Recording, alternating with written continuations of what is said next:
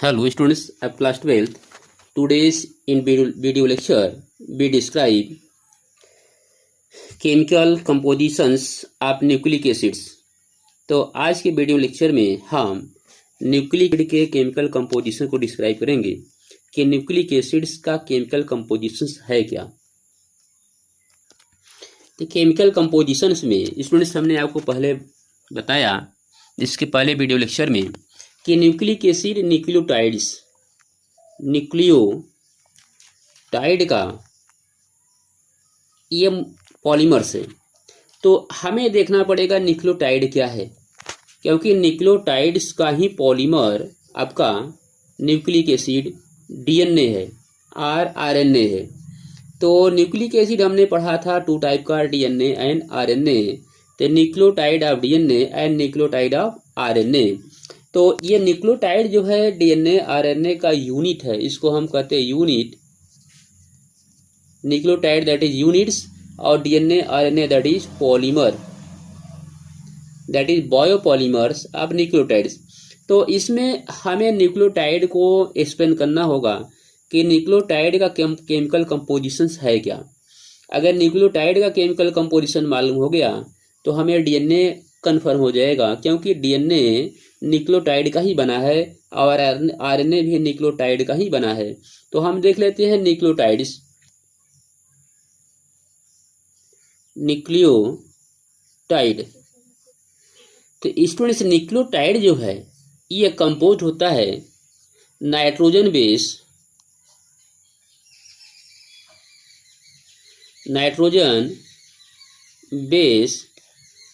और पेंटोज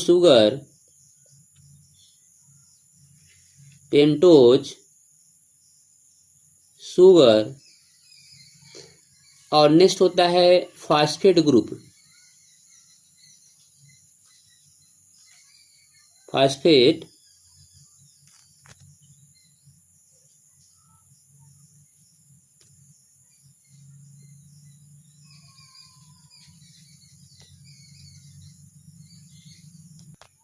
हाँ स्टूडेंट, जैसे हमने ये देखा कि यह न्यूक्लियोटाइड्स जो है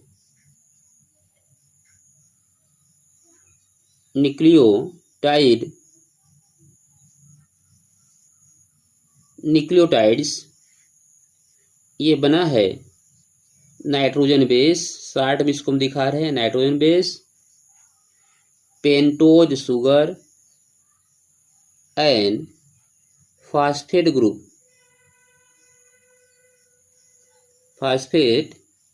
ग्रुप और फास्फोरिक एसिड भी हम दिखाते हैं। तो नाइट्रोजन बेस जो है यह टू टाइप होता है, जिसे हम दिखाते हैं purine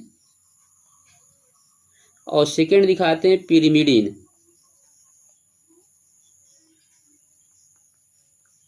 purine and pyrimidine. Student जो है ये नाइट्रोजन बेस प्यूरिन और पिरिमिडिन टू टाइप होता है। और प्यूरिन में हम दिखाते हैं एडेनिन एंड ग्वानिन, ओके। और पिरिमिडिन में होता है थायमिन, साइटोसिन एंड यूरेसिल। तो यह पिरिमिडिन में थ्री टाइप बेसिस होते हैं। पिरिमिडिन में थायमिन होता है, थायमिन, साइटोसिन एंड यूरेसिल। तो स्टूडेंट्स यहाँ आपको थोड़ा ध्यान रखना है कि अगर वो न्यूक्लियोटाइड डीएनए का है, अगर हम डीएनए का न्यूक्लियोटाइड दिखाएंगे तो डीएनए के न्यूक्लियोटाइड में यह यूरेसिल नहीं होता है, एडेनिन, ग्वानिन, थायमिन और साइटोसिन होता है। और एक पॉइंट आप ध्यान रखिएगा कि अगर न्यूक्लियोटाइड जो है अगर वह आरएनए का है, आरएनए न्यूक्लियोटाइड अगर आरएनए का है तो आरएनए में क्या होता है कि ये थायमिन नहीं होता है आरएनए में, और यह यूरेसिल प्रेजेंट रहेगा। तो दोनों में डिफरेंस क्या है, थायमिन और यूरेसिल का। तो ये थायमिन किस में होता है, डीएनए में, और यूरेसिल किस में होता है, आरएनए में। तो ये जो नाइट्रोजन बेस हमने देखा आपका जो है कि यह प्यूरिन और पिरिमिडिन, तो प्यूरिन में हमने देख लिया 2 टाइप एडेनिन ग्वानिन, और इसमें देख लिया थायमिन साइटोसिन यूरेसिल। तो इसको आप यहाँ थोड़ा ध्यान रखिएगा कि अगर डीएनए है तो डीएनए में एडेनिन ग्वानिन थायमिन और साइटोसिन रहेगा, और अगर आरएनए है तो आरएनए में एडेनिन ग्वानिन साइटोसिन और यह यूरेसिल होगा। तीसरे से यह न्यूक्लियोटाइड्स है, और न्यूक्लियोटाइड जो है यह डीएनए का यूनिट है। तो न्यूक्लियोटाइड जो कंपोजिट है नाइट्रोजन बेस का, पेंटोस शुगर का और फास्फेट ग्रुप का। तो नाइट्रोजन बेस में हमने बता दिया कि नाइट्रोजन बेस 2 टाइप के हैं, प्यूरिन पिरीमिडिन टाइप के हैं, और प्यूरिन में 2 टाइप हैं, एडेनिन ग्वानिन, पिरीमिडिन में थायमिन साइटोसिन यूरेसिल। लेकिन न्यूक्लियोटाइड अगर आपका डीएनए का है तो डीएनए के न्यूक्लियोटाइड में एडेनिन ग्वानिन थायमिन और साइटोसिन होगा, और अगर न्यूक्लियोटाइड आरएनए का है तो ऐसे कंडीशन में एडेनिन ग्वानिन साइटोसिन और यूरेसिल होगा। तो डीएनए और आरएनए के बेसिस में यह डिफरेंस होता है कि डीएनए में जो है थायमिन होता है, आरएनए में थायमिन के प्लेस पर यूरेसिल होता है। तो स्टूडेंट्स इस तरह से हम जो है एक एक पॉइंट को थोड़ा डिस्क्राइब करेंगे। हाँ, तो यहाँ हम बात कर रहे हैं कि a unit formed by the attachment of a base of first position of the sugar is known as nucleosides. तो ये न्यूक्लियोसाइड जो वर्ड आया है, तो न्यूक्लियोसाइड अभी जिससे हमने आपको स्टूडेंट बताया कि नाइट्रोजन बेस और पेंटो शुगर, नाइट्रोजन बेस और पेंटो शुगर ये दोनों मिलकर क्या बनाते हैं, न्यूक्लियोसाइड्स। और अगर इसी में हम जो है फास्फेट ग्रुप अटैच कर देते हैं, फास्फेट ग्रुप और फास्फोरिक एसिड, तब वह बन जाता है हमारा जो है न्यूक्लियोटाइड। तो ये यहाँ से यहाँ तक जो है इसको हम क्या दिखाएंगे, न्यूक्लियोटाइड।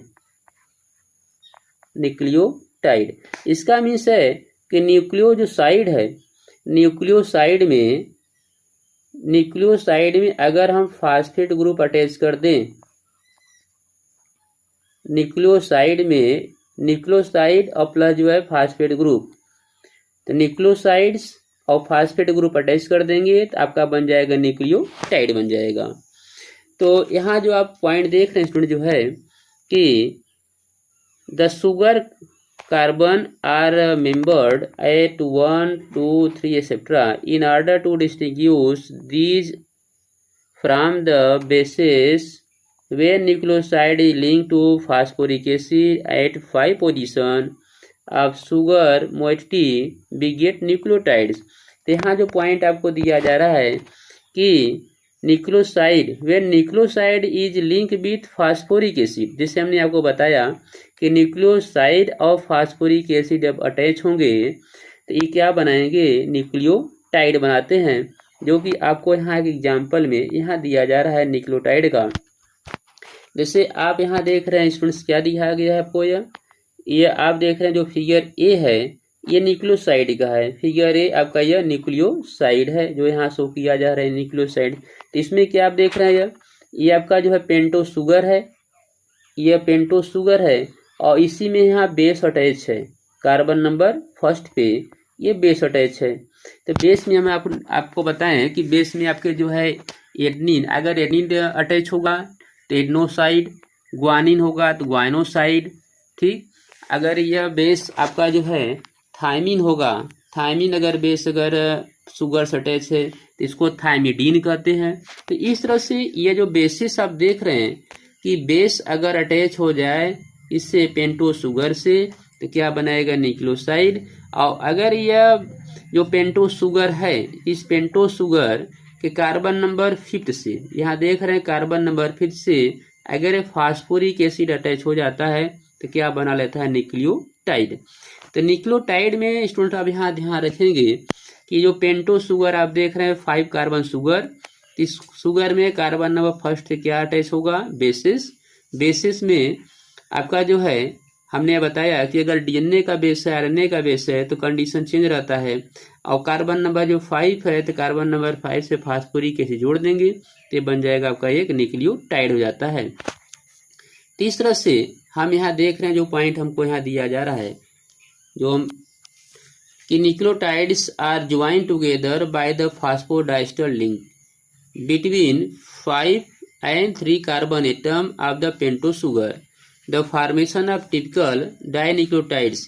तो इस तरह से यहाँ जो देख रहे हैं, जो आपको यहाँ दिखाया जा रहा है कि nucleotides are join together by phosphodiester linkage between 5 prime and 3 prime carbon atom of the pentose sugar. तो पेंटोस शुगर का जो आप देख रहे हैं, जो आप यहाँ पेंटोस शुगर आपको दिखाया जा रहा है, तो पेंटोस शुगर में जो अटैचमेंट होगा, तो अटैचमेंट होने पर जो 5 प्राइम से 3 प्राइम, तो अभी आपको प्राइम स्टूडेंट्स हम बताएंगे प्राइम होता है क्या। तो ये जो 5 कार्बन पे अटैच होगा, यहाँ जो बॉन्ड बनेगा, इसको हम कहते हैं फास्फोडाइस्टर बॉन्ड्स कहते हैं। ओके, तीसरा से हम यहाँ एक स्ट्रक्चर देख रहे हैं, स्ट्रक्चर्स फॉर्मेशन ऑफ डाइन्यूक्लियोटाइड का।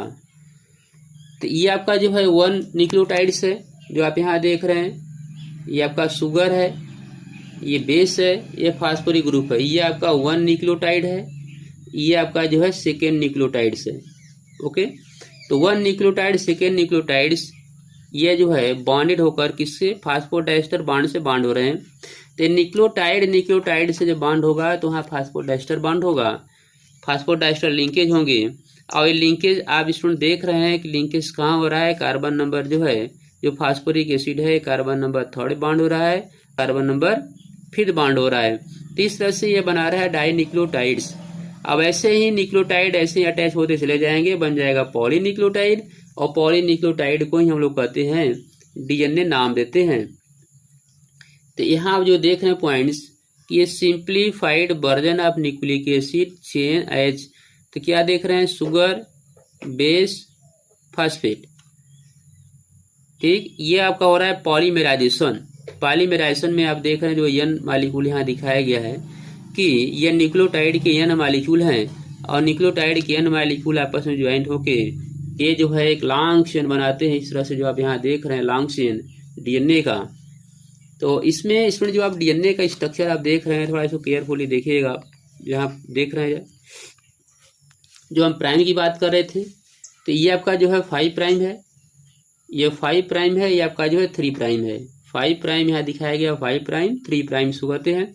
और इसका आप देखिएगा जो 5 प्राइम, अगर ये 3 प्राइम जो आपको इसमें देख रहे हैं, ये 3 प्राइम्स बॉन्ड जो आपको ये डॉटेड दिखाई दे रहा है टेम्पलेट, और एक टेम्पलेट आपका यह है 5 प्राइम का टेम्पलेट है, एक आपका 3 प्राइम टेम्पलेट है। तो 3 प्राइम टेम्पलेट अगर हम देखते चले जाएं, ओके, देखिए, तो यहाँ आप क्या देख रहे हैं, ये आपका इंड हो गया आपका 5 प्राइम, ये हो गया आपका जो है 3 प्राइम। तीसरा इसमें जो क्वाइलिंग हो रही है डीएनए की, डीएनए में 2 टेम्पलेट आप देख रहे हैं। तो ये जो टेम्पलेट आप देख रहे हैं, टेम्पलेट में आपका जो है क्या है, sugar and phosphate, sugar and phosphate आज फास्फोरिक ग्रुप, ये टेम्पलेट फॉर्मेशन कर रहे हैं। और इसमें आपका जो है नाइट्रोजन बेसेस, जो हमने अभी बताया आपको कि नाइट्रोजन बेसेस इसमें जैसे डीएनए है, तो डीएनए में nitrogen bases adenine, guanine, thymine, cytosine. तो डीएनए में ऐसे नाइट्रोजन बेस होते हैं, और ये नाइट्रोजन बेस का जो बॉन्डिंग होता है, एडेनिन बॉन्ड होता है थायमिन से डबल बॉन्ड से, ग्वानिन जो है ट्रिपल बॉन्ड साइटोसिन से, थायमिन डबल बॉन्ड जो है एडेनिन से, ओके, और साइटोसिन ट्रिपल बॉन्ड ग्वानिन से बॉन्ड होता है। तीसरा से इसमें जो बॉन्डिंग होती है, दीज आर हाइड्रोजन बॉन्ड्स, इसको हम कहते हैं हाइड्रोजन बॉन्ड। और हाइड्रोजन बॉन्ड जो है ये बेसिस को बॉन्ड करते हैं, और ये जो बेसिस हैं फिर टेम्पलेट से बॉन्ड होते हैं फास्फोडाइस्टर बॉन्ड से। तीसरा से डीएनए में 2 टाइप बॉन्ड हमको मिलता है, यहाँ आपको मिल गया दीज आर हाइड्रोजन बॉन्ड्स, ये सभी बॉन्ड क्या हैं, हाइड्रोजन बॉन्ड्स हैं। और टेम्पलेट में जो बॉन्ड बना था 5 प्राइम और 3 प्राइम में आपके जो है कि शुगर और फास्फेट में, शुगर जो आप देखें कि शुगर और किसमें, फास्फेट में जो बॉन्ड बना था वो आपका फास्फोडाइस्टर बॉन्ड था। तीसरा से डीएनए में हमको 2 टाइप बॉन्ड मिला, फर्स्ट बॉन्ड हाइड्रोजन बॉन्ड और सेकेंड बॉन्ड फास्फोडाइस्टर बॉन्ड्स। तो इसमें इससे डीएनए की स्टेबिलिटी होती है, और डीएनए जो है मोर स्टेबल होता है। इसके कुछ पॉइंट हम यहाँ चेक कर लेते हैं। Information regarding the sequence of nucleotides in the chain of a nucleic acid is called its primary structures। Okay, nucleic acids have a secondary structure also. Watson and Crick gave a double strand helix structure of DNA. तो students अभी जो आपने structure ये देखा, यह Watson Crick द्वारा दिया गया था, जो मॉडल कहते हैं। और यह डीएनए के डबल हेलिक्स मॉडल जो वाटसन क्रिक ने दिया, इसके लिए वाटसन क्रिक को नोबेल प्राइज अवार्ड किया गया था। ओके, तो इस तरह से जो यहाँ आपके डिस्क्रिप्टिव पॉइंट हैं, डिस्क्रिप्टिव पॉइंट को हम देख लेते हैं। 2 nucleic acid chain are wound about each other and held together by hadron bond between pairs of bases। अभी आपको बताया गया कि बेसिस में जो बाड होते हैं, that is hadron bonds, the two strands are complementary to each other because the hydrogen bonds are formed between specific pairs of bases। Adenine form hydrogen bond with thymine. Adenine जो है किससे बनाएगा? Thymine से। Okay, और cytosine hydrogen bond बनाएगा guanine से। तीसरा से डीएनए में जैसे स्टूडेंट्स अभी एक वर्ड आपको यहाँ मिला कि कॉम्प्लीमेंट्स, कॉम्प्लीमेंट्री स्टैंड होते हैं। तो कॉम्प्लीमेंट्री स्टैंड का मीन्स आपका यह है कि डीएनए का अगर हम ये 2 स्टैंड देख रहे हैं, these are 2 strand of DNA, first strand and second strand. अगर इसको अनकॉइल हम कर देते हैं, ये कॉइल स्ट्रक्चर है, अब हम इसको अनकॉइल करते हैं। तो अनकॉइल करने पर हमको मिलेगा कि जैसे अगर इस पर एडनिन है, यह 5 प्राइम टू 3 प्राइम है, और यह जो है 3 प्राइम टू 5 प्राइम डायरेक्शन होगा, डायरेक्शन है।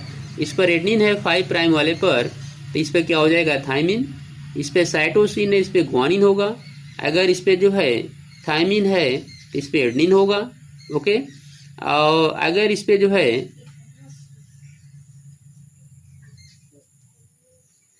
क्लियर, तो इसी तरह से बेसिस जो लगे होते हैं, और ये डबल बॉन्ड से, और ये आपका ट्रिपल बॉन्ड से, ये डबल बॉन्ड से, ऐसे बॉन्ड होते हैं। तो ये जो आप देख रहे हैं दोनों कॉम्प्लीमेंट होते हैं, इसको कहते हैं कॉम्प्लीमेंट। तो इस तरह से डीएनए का हमने जो है डिस्क्रिप्टिव और इसका स्ट्रक्चर हमने क्लियर कर लिया। और इसमें कुछ पॉइंट्स और हम देखेंगे, जो पॉइंट्स हैं कि in secondary structure of RNA, अगर हम आरएनए की सेकेंडरी स्ट्रक्चर बात करें, helices are present which are only single standard. तो स्टूडेंट जैसे डीएनए में हमने क्या देखा था कि डीएनए का स्टैंड जो है, डीएनए का डबल स्टैंड है, क्लियर। लेकिन आरएनए क्या होता है? सिंगल स्टैंड होता है। आरएनए सिंगल स्टैंड होते हैं, डीएनए डबल स्टैंडर्ड होते हैं। आरएनए आपके मोर स्टेबल होते हैं, I am sorry, DNA more stable होते हैं, आरएनए आपके लेस स्टेबल होते हैं। तो ये सब पॉइंट हमने फर्स्ट वीडियो लेक्चर में आपको हमने डिस्क्राइब कर दिए हैं। तो नेक्स्ट पॉइंट हम यहाँ देखते हैं कि ओनली सिंगल स्टैंड है, sometimes they are fold back on themselves to form a double helix structure. RNA molecules are of 3 types and they perform different functions. RNA 3 types के हैं, कौन कौन से हैं आपको दिया गया है। एम आरएनए मैसेंजर आरएनए है जो मैसेज लाता है। राइबोसोमल आरएनए, ये राइबोसोमल आरएनए प्रोटीन सिंथेसिस में हेल्प करता है। और नेक्स्ट आपका tRNA transfer RNA. Transfer RNA जो कि इसके 4 लोग होते हैं, बायोलॉजी स्टूडेंट्स इसको आप लोग जो है अच्छी तरह जानते हैं।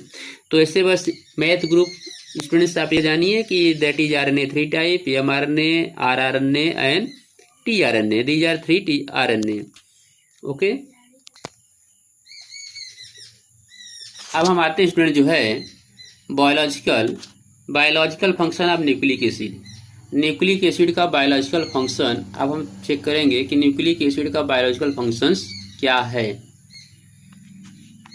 तो वैसे हमने ऑलरेडी पहले आपको यह डिस्क्राइब किया है कि nucleic acid DNA that is hereditary material, informative material है, जो जेनेटिक मटेरियल है, जो पेरेंट कैरेक्टर को ट्रांसफर करता है ऑफस्प्रिंग में। तो DNA is the chemical base of heredity, ये हेरिडिटरी केमिकल बेस है, and may be recorded as the reserve of genetic information, और ये जेनेटिक इन्फॉर्मेशन को अपने पास रखता है। DNA is exclusively responsible for maintaining the identification different species, और डीएनए जो है रिस्पॉन्सिबल होता है डिफरेंट स्पीसीज के जो है आइडेंटिफिकेशन के लिए। Of organism over millions of years, जो मिलियन ईयर से वो पहले जो एनिमल्स मिलते हैं उसके डीएनए से चेक करके बताया जाता है कि ये जो फॉसिल्स है यह किस टाइप का स्पीसीज है। ये DNA molecule is capable of self duplication. DNA molecule जो है डुप्लीकेशन होता है। सेल्फ डुप्लीकेशन मीन्स है कि अपने स्टैंड पे, जैसे डीएनए की स्टैंड है तो डीएनए अपने स्टैंड पे ही अपने ही जैसा डीएनए फॉर्मेशन कर लेता है, तो इसलिए सेल्फ डुप्लीकेशन का वर्क प्रॉपर्टी डीएनए में पाया जाता है। सेल डिवीजन में and identical DNA strand are transfer to daughter cells. और जब सेल डिवाइड होता है, जैसे स्टूडेंट्स आप लोग पढ़े होंगे कि सपोज ये सेल्स है, ठीक है, सेल्स में न्यूक्लियस है, न्यूक्लियस में डीएनए है, तो वन सेल से जब अदर सेल बनता है, सेल का डिवीजन होता है, तो इस सेल में भी उतने ही डीएनए होने चाहिए। तो पहले जो सेल आपका ये है, सेल बी हम दे रहे हैं, तो सेल ए में जितने डीएनए हैं उतने डीएनए पहले सेल ए में बन जाते हैं और सिमिलर कॉपी तब डिवीजन होता है, जिससे जो न्यू सेल बनेगा वह न्यू सेल क्या होगा, आइडेंटिकल होगा, उसमें कोई चेंजेस नहीं आएंगे। ओके, तो इस तरह से हमने क्या देखा कि another important function of nucleic acid का जो इम्पॉर्टेंट दूसरा फंक्शन है is the protein synthesis in the cell. Cell में प्रोटीन सिंथेसिस, तो सेल में प्रोटीन सिंथेसिस क्या होता है, जैसे डीएनए है तो डीएनए का आप जानते हैं होता है, ओके, क्या बनता है, एमआरएनए बनता है, और एमआरएनए का ट्रांसलेशन होता है, ट्रांसलेशन तब बनता है प्रोटीन्स।